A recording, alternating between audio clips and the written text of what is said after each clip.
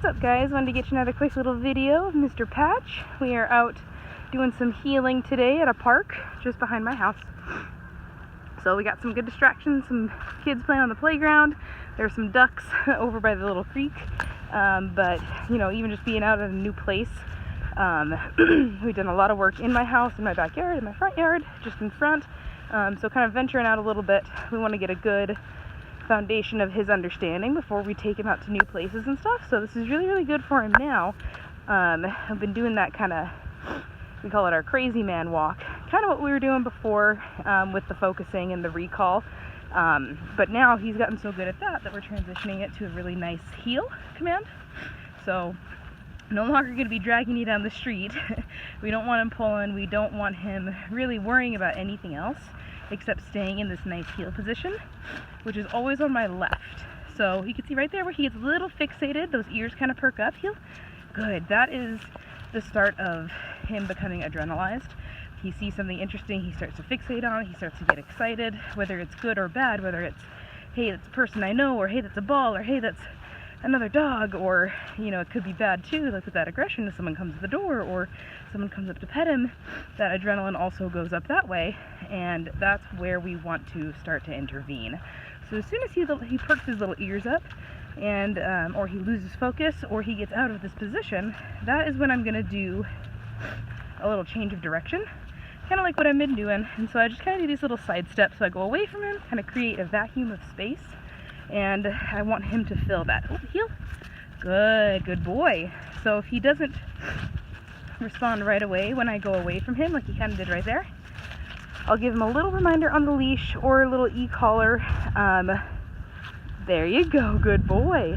A little e-collar reminder too, to basically say, hey, don't worry about that stuff that's going on over there. Your only job is to heal with me. And so there's kids running and screaming and stuff, so that's what he's getting excited about. Nothing too crazy. He's obviously not acting aggressively or anything like that, but that's the first step to him leading to an aggressive behavior, is that excitement and that adrenaline, and that's what we want to start to take care of, is getting him to focus on us instead of those distracting things. Huh, Patch? I know it's hard. Heel.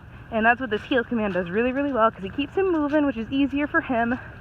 And once we get a really good heel, like he's doing really well right now, this is where I can ask him for some of that impulse control. So Patch, down. Down. Good man. So he didn't quite go into the down the first time, he went into a sit. So when I repeated that command the second time, I gave him a little tap on the e-collar, just as a quick reminder, hey, you didn't go all the way into a down, he knows this.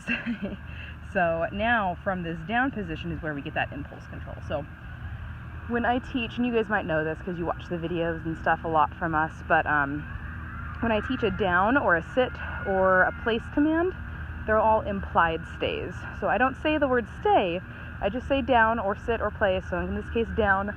And as soon as I say down, it's implied that he stays there until I give him that release command. And so that release command is the word okay, only when he gives me eye contact. So if I say okay, like I am right now, he's not looking at me, I'm not looking at him, he's not going to release and get up, because that is not his release command. So I'll only give it to him when he looks at me in the eyes, and he's doing pretty good at this. You know, I can kind of back away from him. Oh, down. See if he gets up right there. That wasn't a release. Down. So every time I repeat this command, those couple times, I just tap the e-collar, a little reminder, hey, no, buddy, you should be in a down. And we're going to get that eye contact again here. And as soon as he gives it to me is when I'm going to release him. Later on down the road, he's going to get a lot better at this. This is literally our first time out to this park, so he's a little distracted, but that's okay. I'm not going to ask for the eye contact. I'm just going to wait for him to give it to me. So it's building on the depth of how long he can hold this command. So if he breaks it because he gets a little excited or something, oh, nope, we're in a down. I'm just going to correct him and keep him in a down until he gives me that eye contact, and that's his only way out of this. So if he wants to get up and go home, we got to wait for that eye contact. Okay, there it is. Good man. That's a boy. Good job, Patch. And that's when I give my big reward, is when when I give a release command, because that keeps him, okay, heel. That keeps him nice and willing to work, and also not so excited. You know, if I were to give a big reward when he goes into a down, he might get so excited that he wants to pop right back up. So anyway, hope this is kind of fun for you guys to watch.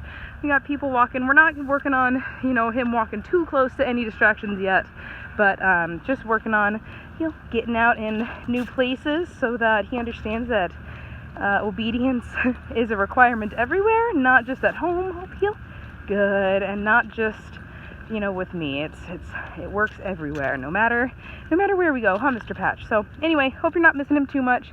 He's doing really good. Patch, sit. Good man. He's a good boy. He's a good job, buddy. And he's doing awesome in his kennel now. I'll get you guys a quick video of that later this week too.